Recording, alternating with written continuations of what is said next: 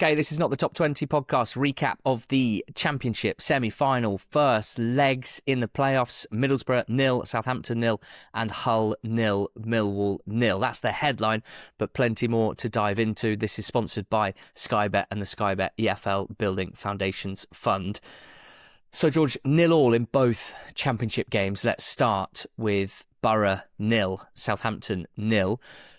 Not too many fireworks on the pitch in either Championship game, but certainly off-pitch fireworks. The sort of news story that really perforates the wider football consciousness. I'm talking about Spygate 2.0, still alleged at this time. Southampton have been charged by the EFL with allegedly spying on Kim Hellberg's Borough preparation session 2 days before the first leg. The stories around it have been sensational. The level of detail in some of the reporting has been genuinely farcical and hilarious. Southampton's response has been to close ranks and to essentially refuse to acknowledge or answer any questions on the matter. This is genuinely pretty insane. Spygate 2.0. Take it away.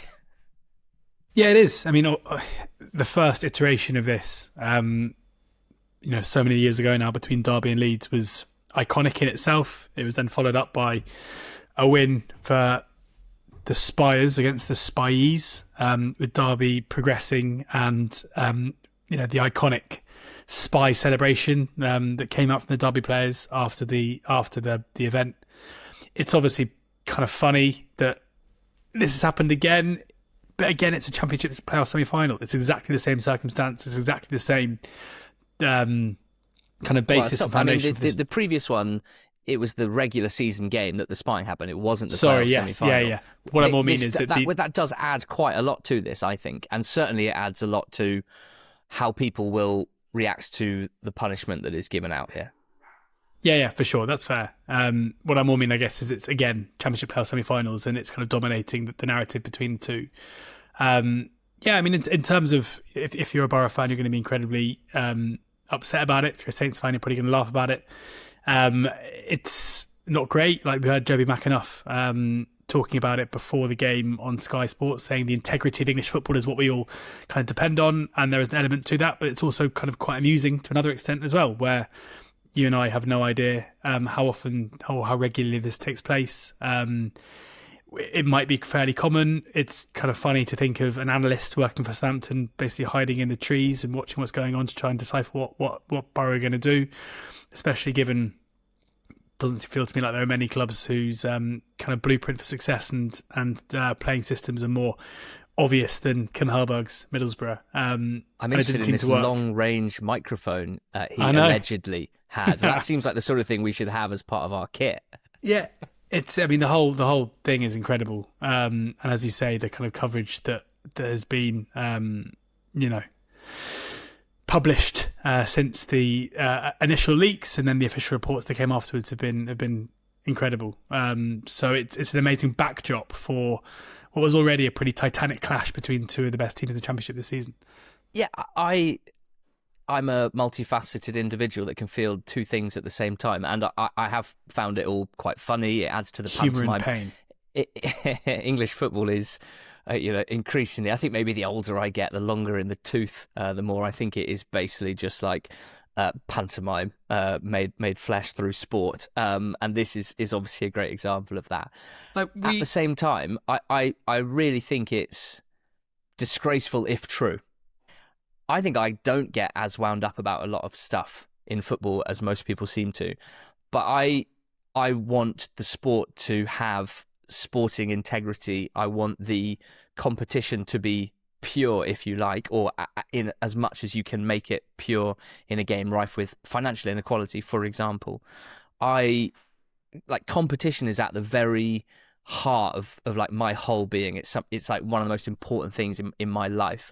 And therefore, I think anything like this, if true, essentially, in my eyes, cheating, breaking the rules in order to gain information or gain an edge that you are not allowed to have and that you would not want to give up if it was going out the other way.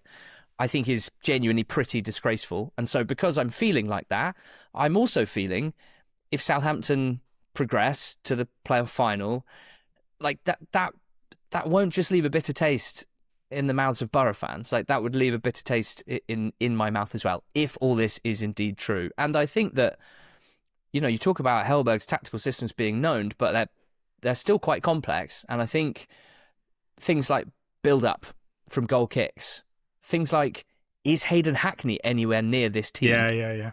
Is massive information to know ahead of time. And, you know, it's also absurd to me that, like, we had this conversation in the preview about sort of framing it as Hellberg's mega tactics, but with inferior players against Eckert's simple but effective tactics with much better players, and then that gets exaggerated as people are saying Eckert can't do tactics. But it is quite funny that in that context, the guy that is being held up as the not particularly savvy tactician is like so bamboozled by what this other bloke's up to, as just can't get his head around it, so needs to try and understand it in a way that he isn't due to understand it. But this is where, like, I'm so intrigued, where, like, in terms of, like, how does this come about? Like, where does the idea come from? Where does the order come from? Is this something that Southampton have been doing consistently to opposition for the last 6 months, 12 months? Like, who knows? Secondly, like, how common is this? Like, there have been 2 occasions now where the club has been caught doing this. Does that mean it's like rife and actually it's pretty normal? Football is, especially promotion out of the Championship, is such an incredibly high, you know, if you succeed, the prize for doing so is so big.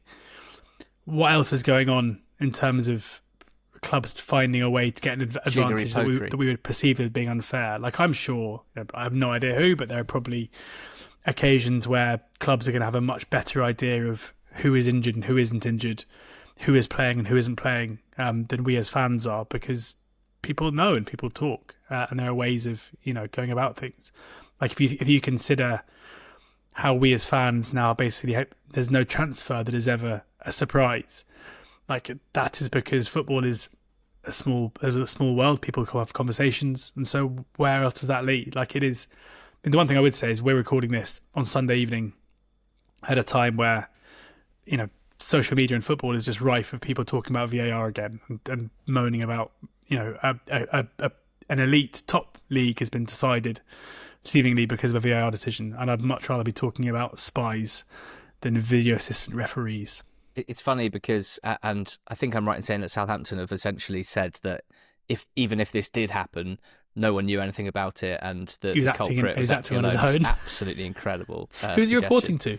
So, like, trains are so expensive as well. Like all that just to watch. I mean, presumably people would pay a lot of money to watch a Kim Hellberg tactical session because the guy's an absolute genius from a tactical standpoint. It's just such a crazy situation. Eckert's obviously like the golden boy right now as well, the youngest EFL manager. He's won Championship Manager of the Month 3 months in a row. He's like the darling of English football, having beaten Arsenal and taken City all the way. And it's crazy. In terms of punishments, I have no idea. I know that obviously Leeds got a fine. Any fine set against the backdrop of, as you've just said, the riches of making the Premier League through the playoffs, like would surely be only a drop in the ocean, and therefore worth doing it to a certain extent, which would leave, I would be pretty fuming about that. But then I have to ask myself, them being expelled from the playoffs, is that a step too far? I saw a suggestion on Twitter that maybe they could get a points deduction next season if they're still in the EFL, if they're still within the remit. Again, like, kind of irrelevant. So I don't really know what the answer to this is, if it is indeed proven, but we're going to find out. There was a very frosty handshake at the start of the game between Messrs Hellberg and Eckert. George, let's talk about the game. No goals in it, but, well, in both halves, plenty to talk about, and in particular, the absolutely incredible dominance of Borough in that first half, but as has been the case pretty regularly over the last few months, not able to take chances when they came. Yeah, I mean, the first half here, like, let's not dress it up. It was as one-sided a game of football I think I've seen all season. Like, strip out the narrative, strip out what you know about these teams, the players, the runs of form that they came into. Because not only did Middlesbrough create good chances and come close to scoring a few times, they totally and utterly nullified Southampton's threat. That was, you could be impressed with what they were doing. You could be frustrated with how they were in the final third. You could look at the Conway one-on-one which hit the post where he did nothing wrong. It was like a good finish that, if it goes an inch left, probably kisses the inside of the post and goes in. Mm-hmm. The incredible block from James Bree, which I really think, on first glance, it looked like it was maybe Conway taking a touch he didn't need to take. I think he did. But actually, Bree knew what he was doing. It wasn't a case of the ball just kind of hitting him and ballooning over. He got his foot out quickly and managed to make that block. But it was also the fact that Southampton just couldn't get out, could not find a way, couldn't get a foothold in the game whatsoever, couldn't fashion any kind of final third entry, let alone an ability to score in the game or an attempt to score in the game. But as you mentioned, this has been the story of Borough quite a lot under Hellberg, of domination without that finishing touch. And it looked for a second like they were going to get undone with that pesky or the opposition find a way to score, because the first shot that Saints had in the game came from Larin, a header, just kind of shortly after half-time, where he probably should have done better and came pretty close to scoring. And it should be said, it was a completely different case in the second half. Borough still carried a threat going forward, but Southampton had the two best chances of that second half. Howard Bellis hitting the bar from a set piece, and Edozie late on with a chance, I would say. The talk of how good a chance it was seems to have been a bit overblown, because he came quite close to scoring. He did pretty well. There were two defenders and a goalkeeper there. He beat them all, but the ball kind of, from a pretty tight angle, missed the outside of the left-hand post and went wide. Credit to Saints for finding a way to come back into the game in the second half. They'll be over the moon with a point here, because the second half certainly showed that they can, play against this Borough side and go toe-to-toe with them and be a big force. But if you're a Middlesbrough fan, if you're Kim Hellberg, you're wondering how you haven't gone in at half-time, at least a goal to the good. But yeah, it's tantalisingly set up now for the second leg. So much talk going into the game. People like maybe me, who looks a lot at the data side of things, thinking Borough were maybe the best team of the two. People who look at results on the league table, thinking surely this is going to be a game that Southampton should easily get through. And the funny thing is, there are probably moments in the game that give both sides of the belief to be yeah, we're probably right here. But with Saints having the home advantage in the second leg, you have to feel like Hellberg and his Borough side are going to be really frustrated they weren't able to at least take a lead to St Mary's. Yeah, the funny thing about Hellberg's Borough is that there's not a huge amount of difference, I don't think, in the way that they play home and away. Sometimes teams like this that have an issue in which they always come up against, or that they are regularly in situations where teams sit deep against them because they know it's a pretty good way of making it hard for them. Sometimes teams like that enjoy playing away from home, because Southampton obviously aren't going to... Saints didn't really go out in that game to sit deep anyway. I think they were just pinned. I don't think they could get out. I don't think it was a case that they went to, bunker in and backs to the wall it. But I do think, to a certain extent, Borough's attacking play might be better away from home than it is at home in a certain way. They might get clearer shots at goal. They might have fewer bodies between shots and goal. They might have a bit more space inside the box, and that might suit a Strelec and a Conway, who clearly have struggled in certain ways in the last couple of months. And they've got a very good away record. I think it's the third best in the league all season. So it's set up so well. I think I'm just fascinated, basically from a tactical standpoint, what that first half will look like at St Mary's, because if you told me it would look, similar-ish to the first half in the last game, that Middlesbrough's game plan would see them come out strong and Southampton might take a bit of time to adapt and warm up, I could believe it. If you said that Southampton now be, kind of once bitten and they'll know broadly how to counteract it a bit better this time, I could believe that as well. Shea Charles came off the bench and looked pretty good. Obviously, Saints have much better players off the bench, and we saw that with the changes that they made. So it is pretty tantalising. Do you have any thoughts, any predictions? I must admit, I don't really. I'm kind of just a watching brief for that one. It basically feels impossible to me that Saints are going to just batter them and win the game with a regulation home win. And it's quite rare, I think, in the playoffs that you basically can't see the home team doing that in a second leg. I'd be amazed if Borough didn't have like real moments in the game. But it was stark. Like, it was stark to see that, even as I said, the two best chances that Borough had both fell to Conway, who is one of these guys, one of these strikers that seems to have a bit of a knack of basically either making a mess of a chance or doing everything right and still missing it. Like, there are players like that who have that quality, or lack of quality, maybe misfortune. Yeah. I'm pretty confident the Saints will have spells in the game, but it's obviously a much tougher assignment than for them to go away from home and to do it. So Southampton are rightly favourites now to go through. But I think any Saints fan, and maybe they're a bad example of a fan base who would do this because they were beaten 4-0 at the Riverside relatively recently, but any Saints fan who went into that game thinking, what's all the fuss about? I'm pretty sure will come away, especially at half-time, from that being like, okay, this is, we kind of really thought we were the real deal here. We've just been schooled for 45 minutes.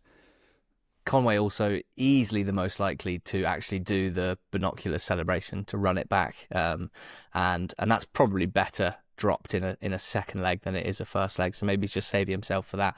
Middlesbrough 0, Southampton 0, heading back to St Mary's. That one's on Tuesday night. This episode is brought to you by SumUp. Ali, as a business, we've used SumUp before, haven't we? Yeah, we have. When we sold merch at our live show in Sheffield, we used SumUp's brilliant payment solutions product to take payments for sales of t-shirts, caps, mugs, merch, and it worked really well. But we've also both been sole traders for many, many years now, so making sure that we're ready and covered when it comes to tax is absolutely crucial. Making tax digital for income tax is now live in the UK, and it's important that sole traders are MTD ready. Since the 6th of April 2026, sole traders earning over a certain amount must keep digital records and submit quarterly updates to HMRC using approved software. Good news is, SumUp has built a free, simple software solution to help sole traders get MTD ready right inside its platform. It's free, there is no monthly fee, and getting started is easy. Just search SumUp MTD online to find more. That's SumUp MTD. Okay, Friday night, the big one. I had everything lined up for it. I had a pizza. I had a glass of wine. I ran the bath ready for the second half. This is my happy place, George Alec. Second for playoff semi-final, first legs, in the bath, phone in another room, just absolutely raw dogging it, just drinking it all in. And what I saw was a 0-0 between Hull and Millwall, which everyone widely panned, I think just because they were upset that they set aside their Friday evening and saw a 0-0. But guess what? I'm a sicko. I enjoyed it. I found it intriguing. And that is generally my go-to for games that aren't that entertaining. They're intriguing, and I'll tell you why. Yeah, I think I was frustrated by a lot of the attacking play, mainly Millwall's attacking play.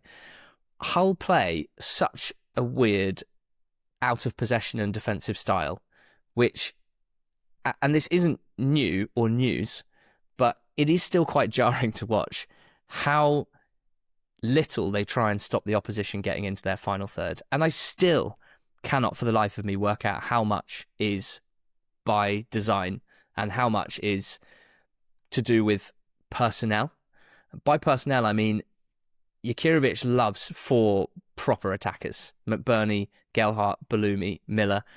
McBurney works hard at the top of the pitch. They're all, Gelhardt maybe, scrappy, hard worker, but they're not doing very much to disrupt the opposition at the top of the pitch. I know they've got a decent record with high press goals, but when you watch it, it doesn't look like they're doing very much to stop teams building up. The midfield is understaffed, I would say. Regan Slater and Matt Crooks have so much space to defend as a duo and find it very difficult to do so. And so they generally don't lay much of a glove on the opposition. And then it's just a lot of pressure on the back line and the goalkeeper. And in fairness, they all did pretty well. I mean, Charlie Hughes had a tough time up against Josh Coburn, who basically dominated him physically. It was a real coming-of-age performance for Coburn from that sense. He's someone that has a pretty good goal-scoring record in his young career so far, but has probably not yet been using his physical attributes to the best level that you'd want him to. This was a real coming-of-age performance for Coburn. Didn't love the support he got around him. I don't think Negley was great in the first half. Ballo, I'm yet to see have a good game off Millwall's left, and Aziz was quiet until near the end, where he was involved a bit more. But Millwall got into Hull's final third with ease. They just were so bad when they got there. They got, I think, 5 corners in the game to Hull's none. All of the deliveries were poor. Long throws, obviously, they pumped them in there. Nothing came from them. Deep set pieces, wide free kicks, nothing came from them. It was disappointing from that point of view from Millwall's side, but I think was impressive defending from Hull. They defended their penalty box very well, and I think they deserve credit for that. They also had some decent moments in the first half. They had Balumi scoring almost one of the greatest playoff goals of all time with some proper jinking inside the box, but Patterson managed to save. It was a shot from a narrow angle. We had a dangerous Ryan Giles cross, which no one got a touch on. We had a McBurney playing in Gelhardt in transition, Gelhardt cutting in for that shot onto his left foot and slipping at the wrong time. That was a huge moment in the game that didn't end up with a shot, but obviously was a very, very big moment. But in general, I felt both teams, because, as we said before, neither of them want to possess the ball for any length of time. They like to attack directly and quickly. And maybe it was the extra nerves of a playoff semi-final first leg, but it just meant tremendously poor execution, at the top of the pitch, really, for both teams. Both of them, well, Millwall in particular, getting into those areas easily, but terrible within them. And in the second half, and this is pretty notable, I thought, Hull really ran out of steam around the hour mark. And Millwall came on fairly strong, but to my eyes, didn't really do enough. I feel they could have killed this tie off if they'd wanted to, basically, if they'd focused a bit more, if they'd been a bit more ambitious in their attacking approach, because I thought Hull were pretty much done with about 20 minutes to go.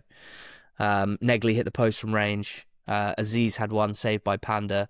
They had a 4-on-3 break at one point, which they didn't quite get right, and Negley ended up shooting wide. They obviously then scored a goal, Leonard smashing in an Aziz cross, but disallowed, which, I mean, controversial might be the wrong word. I think when you see the reverse angle of Kramer, he pulls Hughes so much that Hughes is just ragdolled. There is also an angle where it looks like Hughes is pulling Kramer's shirt off, so you might say many refs would kind of think it's 6 of one, half a dozen the other. It was given as a foul. I don't have a huge problem with it, and it meant that the game finished 0-0. Hull's only chance in the second half, a McBurney header, but I thought they looked pretty gassed here. So, yeah, home leg, Borough, I mean, Millwall, I think overall will still be happy. Like, the main thing for Millwall in the position they were in was to avoid disaster, which would be a deficit or a heavy deficit, away defeat, going back to the Den with lots to do. As it is, it's a one-off game where they will certainly feel confident of winning.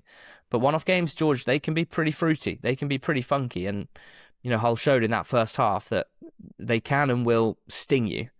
And if they get one right, if they get 2 right, they could easily score at the Den. And Millwall, in the last couple of weeks, I don't know, when the onus has really been on them, I think about the Leicester game in particular, they've sometimes come up a bit short for me, so interested to see how this one plays out. Yeah, and also, you know, even though I agree with your assessment of the game, there was a McBurney header in the second half as well, which was a pretty good chance. That just went wide of the far post. Like, we know that Hull always carry a threat, even if, you know, the individuals that they have, and McBurney being in particular just a player who really can kind of make his own chances and is a good finisher too. Like, they always carry that threat. And as you mentioned, Millwall have had put in some kind of performances that haven't been great. At home, they've tended to be better recently. And I do think, you know, I would still heavily favour them to get through. And again, a draw away from home is never a bad result in a playoff semi-final. But yeah, they certainly didn't create as many clear-cut opportunities as you'd expect them to, given the territory. Yeah, not at all. They were very underwhelming on that front, I thought. I do think, and I kind of alluded to it when talking about Hull, but maybe the thing that I think might be most significant, because it's not a big turnaround between a Friday night game and a Monday night game as well, is that physically, in terms of their stamina and athleticism, there was a big gap between the teams by the end, I thought. And I wonder, given that Hull, you know, they certainly don't want to be rotating much at the top of the pitch, I have a bit of an issue with Balumi since he's come back. He's an exceptional individual player and has had some big moments. and Gelhardt is an exceptional individual player who's had some big moments all season. Since Baloumi's come back and Gelhardt's been moved to a number 10 role in order to accommodate Baloumi, it's one of those situations where clearly on paper they're both fantastic players and would start if you were selecting a team for a video game. But I don't think they're combining very well, and I think it's reducing the effectiveness of Gelhardt, which I'm not sure is worth it from a Hull point of view. And I know that Carl Joseph is not considered as talented a player as either of those two guys.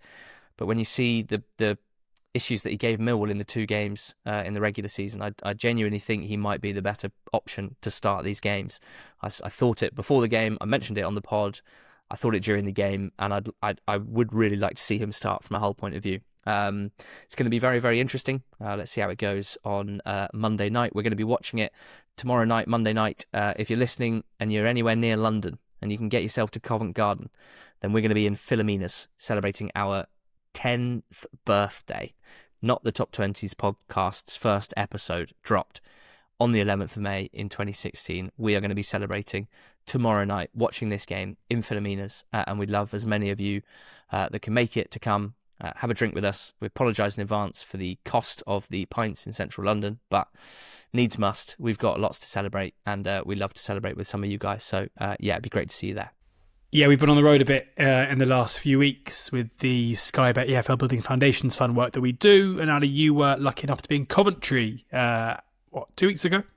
Yeah, it's a pretty good place to be at the moment. It was a couple of days after they had secured the title, that coming after securing their promotion back to the Premier League.